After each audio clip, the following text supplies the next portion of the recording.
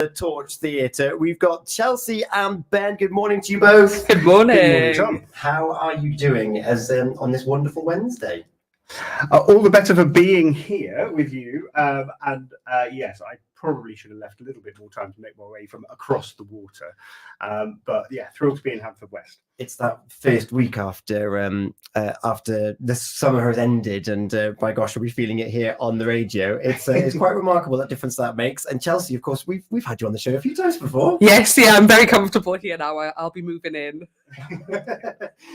Well, but what you're asking at the moment is for people to move in just one more time to the Torch Theatre. Ben, the statement was shared on our Facebook page yesterday. Just one more time, give us an overview as to what this is about.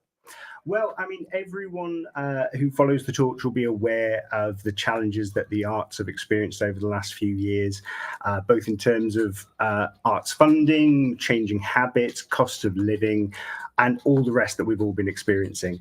And so last year, we asked everyone who loves the Torch to carry the torch and get behind us. And the first thing to say is a huge thank you for the overwhelming support we had last year. And with the help of our audiences, the support of Arts Council, and an awful lot of hard work from our team, we've managed to bring the deficit that we were facing down from around a scary $250,000 last year to around about the 100,000 this year. And so our efforts really are around protecting all of the wonderful Torch services that the community benefits from. And with that in mind, we are going back to our audiences, to those who come regularly and for those who haven't been in a while, and asking them to come to the Torch just that one extra time this autumn, come and enjoy a film, a piece of live performance, a meal in the cafe. There's all kinds of ways that you could support the Torch, but the simplest way is just coming and enjoying, benefiting from all that we offer, whether you're a young person joining our youth theatre or having a good night out with your mates. Yeah, and you've hit the nail on the head there, actually. Going out for a night in the theatre, whether it's going to the cafe, it's that sense of community, it's that sense of belonging that a theatre space allows people. You get to share your interests and you get to leave thinking, oh, I wonder if I could do that. That part of the story really hit me, or I really enjoyed that music. There's something wonderful about a community space. Yeah, well, the Torch means something different, but has an important place for everyone within our community.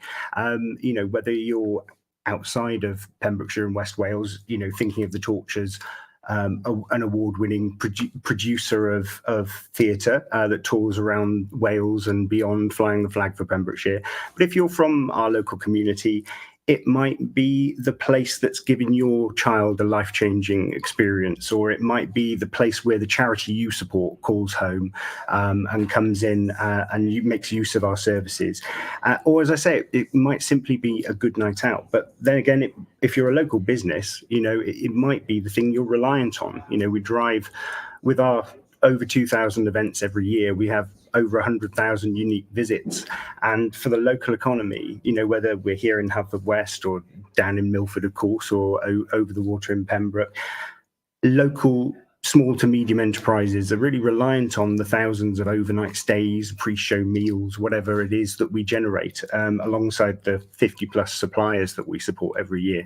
So whatever your reason for loving the Torch, that by buying a ticket, buying a membership, you're supporting the health, wealth and happiness of Pembrokeshire people. Of the wider community. It's a wonderful economy that's just one building with so much in it that can support this. And no pressure there, Chelsey, but award-winning, so many people coming in through the gate every night and seeing different things. And you're heading that up, and we've had you on before talking about different productions, and award-winning theatre's coming back. Absolutely, it is. So those in the know will have already seen that we've got Grav coming back to us this autumn, which has been going for 10 years. So many shows particularly within the Welsh theatre economy, they're on for maybe a week or two and then you never see them again. But Grav has just connected with so many people all across the world that it has won a whole slew of awards, most recently in Adelaide when Gareth and Owen took it to the Adelaide Fringe Festival. And we're so pleased to be having it back in the Torch to celebrate its 200th performance. It's amazing. That's 10 years in the blink of an eye. And as you say, winning in Adelaide, it's been to New York. It truly has travelled the world, and it's been on our televisions. Absolutely. Yes, yeah. On S4C, such a beautiful adaptation of it. But we're going back to the original theatre production on the original set. So if you have seen it in recent years, you might have seen kind of the touring version, but we're going back to that version with the set. The original team, we've got Pete Doran coming back, our former artistic director. We've kind of lured him back out of retirement to come and grace our stage one more time. Well, hopefully again. You never know, but it should be a really, really special celebration of that show. It really, truly is. And of course, that's just one example of the theatre you're going on. You would Kill Thy Neighbour recently as well. And talking of sets, goodness me, what a set you had for that one. Yes, yeah. We worked very hard on that. Ellen Steele, who was the designer, she's just absolutely fantastic. I've been a fan of hers for a long time, so it was a good excuse to kind of ask her to come and work with the Torch. Yeah, and you've got some other productions. Grav, of course, is the one where we're going to be celebrating 200 performances, but you've also got a very unique portrayal of Dad's Army coming up. Yes, yeah, so it's kind of a radio show version, which might sound unusual on the stage, but the two performers, they'll be up on the stage with their mics, doing all of the characters, all of the kind of radio noises that you would expect. So I think that's going to be a really, really good night out. It's going to be great fun. And of course, the script of Dad's Army in itself is going to be hilarious. Absolutely. And of course, these are these are touring productions, these are the big productions. But of course, we were talking to Tim only a couple of weeks ago, it feels like now, where you had over 40 young people do The Wind of the Willows. Yeah, it went down so well. I was backstage doing chaperoning duties, but I was kind of spying on what was going on the stage, and we had such a good time. The audiences were absolutely packed. So thank you so much everyone who came along to that. And if you are a young person listening, or you've got young people at home, kind of ages 7 up to 18, our books are open at the moment for the autumn term, which will be kicking off in just a couple of weeks. Oh, that's very exciting. That's where Tim is now, is it? Like, I've got a term to plan out now. Yes, yeah. He's locked in the office, making sure he knows exactly what we're doing. And we've got some kind of surprises in store for some of the youth theatre groups as well. So, if you're kind of interested, we do taster sessions. So you can kind of come risk-free and see if it's for you. Yeah, and it's more than just traditional theatre productions that you have on there. You have live acts, and you've got one-man shows. You've got Tenby's own Charles Dale coming down for a night. Yes, so Charles is one of our patrons, so he's doing a fundraiser for us. The official title of the event is a little bit rude to say on the radio, but it's going to be like a really gorgeous night of hearing all of Charles's stories from, his showbiz life. He's been in everything, Casualty, he's in Sherwood, that's on at the moment again. So he'll be coming, sharing his stories, but also singing. That's a skill that he doesn't get to show off very often. And I'm going to try and tempt him to do a bit of his poetry as well. So be a really lovely mixed bill of a night, bit of something for everyone. I love nights like that, because you think you know someone from the characters they portray, and then you just get them there under a spotlight, a stool, a microphone, and a glass of water, usually. I don't know if you'll be having a glass of water. I think everyone will have had some insights into Charles's character through lockdown and the poetry that he shared with us, which was a real delight and an important moment. But it's actually coming full circle in terms of his career, the fantastic career he's had, because he started off working at the Torch, I think as an ASM, assistant stage manager. It was on like a work experience type program, but not very much money a week. Yeah, so age 16, I think.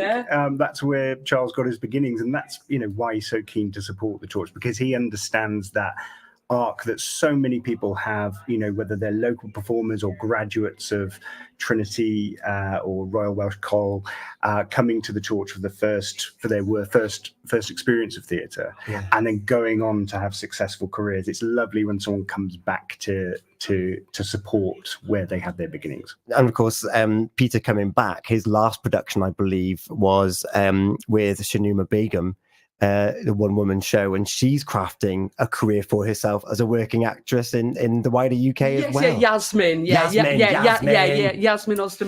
and so she has just been the Royal Shakespeare Company, who, she's kind of a local girl, again, started at RU Theatre, and she's just having this absolutely incredible career. And like, I'm hoping, I've never had the chance to work with her. We've met a few times and I'm such a big fan. So I'm hoping again to get her back sooner rather than later. Apologies for getting the name wrong, Yasmin. I was there at that production though. Gosh, it was so powerful.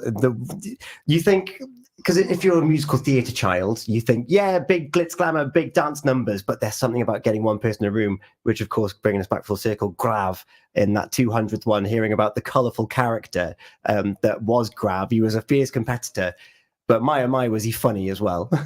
Absolutely. Like, brilliant character. We've actually arranged to show one of the films that he was in as well in our cinema. So Rebecca's Daughters, which is just a really, really brilliant film. So we want to kind of show Ray Gravel off as, not just a rugby player, but the actor, the personality, everything that he was to so many people. Yeah, and to go back to why we're chatting and to try and reduce that deficit, the arts funding, the arts landscape is really tough at the moment. We want to keep these opportunities coming. So maybe you had Grav in your calendar already. Oh, I'm not going to miss that one. What you're asking here today is, what else should I give a go? What else should I add to my calendar? Yeah, I can go to one more production. I can go down and have one more cup of coffee in the cafe. That's all you're asking for today. That's the most important and the most direct way that that those folks out there can support us. But we're also launching this autumn a new business member scheme to complement our regular member scheme. And so, as we've mentioned, we support the local economy in so many ways, and we want to deepen and strengthen our links with local businesses. So this will be a tiered membership program to fit every budget, and it's an opportunity really for an annual fee for local businesses to support the cultural fabric of our community, but also broaden their networks, have advertising opportunities, sponsorship opportunities, and we'll be launching that with a business breakfast later on this autumn as well. Amazing. So if people want to find out more information, where can they find all of these details of the shows, of the membership, of everything that the Torch has to offer? So the best place is our website, so torchtheatre.co.uk, or, Google us, or phone our box office anytime. They're more than happy to help you. I'm going to be really rude and look at my phone to get the phone number because I will get it wrong. So it's 01646 695 267. And our box office team are always there to help out. I love your box office team. They're so friendly and they're so keen and enthusiastic. You're like, oh, if you like this one, you should see what's coming up. They're so warm and lovely. Yeah, we love them. Yeah. So get on down to the Torch Theatre, embrace the arts, embrace community, and embrace keeping this wonderful landmark right here in Pembrokeshire. Chelsey, Ben, thank you so much for joining us here on The Breakfast Show. I can't wait. I still need to get my ticket, but I will be seeing Grav because I'm yet to see it. But I've met Gareth a number of times in the Swan and Little Haven, and no doubt I'll see him around the time in October as well. Yeah, true, right. Thank you both so much. Oh, I haven't asked you. I'm going to put you right on the spot. Any favourite songs? Oh goodness, for me, I'd have to stick to my roots and say something by Pulp. Pulp. And in this era at the moment of ticket fiascos, Oasis Blur, we're going to go for the third one from the 90s. We're going to have a bit of Pulp playing for you. 9:20 here. Chelsey, Ben, thank you so much for spending your time with us this morning. Thank you. The Breakfast Show.